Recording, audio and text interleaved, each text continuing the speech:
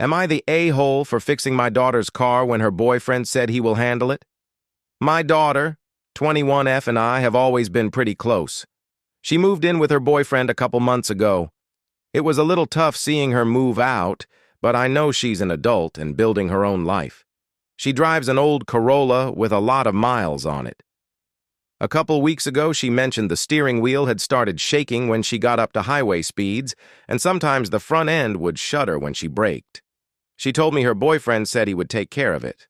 Another week went by, and it still hadn't been looked at. Last weekend, she came by my place and said it was getting worse, and it was starting to make her nervous to drive. So I took it for a quick drive, and sure enough, the wheel was shaking pretty good around 60 miles per hour, and it shuddered when I hit the brakes. I pulled the front wheels off in the driveway, and it was pretty obvious the front brake rotors were warped and the brake pads were worn unevenly.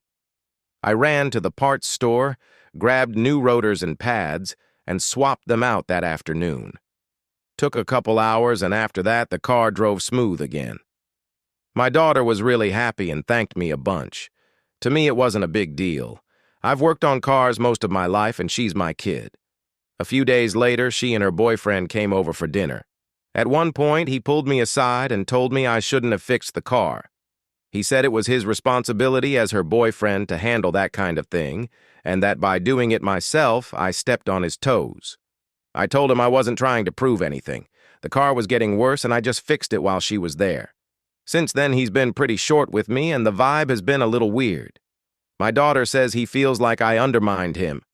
From my point of view, she's still my daughter, and if something on her car is unsafe and I can fix it in an afternoon, I'm going to.